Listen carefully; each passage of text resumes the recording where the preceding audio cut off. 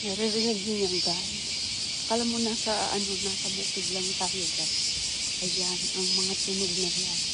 Nagpapaalala na minsan ay tumira tayo sa kabundukan nung aking kabataan. So, dahil sa ganyan, maraming salamat. Isa sa mga dahilan kung bakit nasan ako ngayon. Dahil sa pagsusumikap na matupad ang pangarap. Yan, maganda environment. Ngunit yung kabataan ko, nakakatakot talaga guys. Lalo pag gabi, grabe. So, sabi nga, huwag tayong matakot. So, gawin natin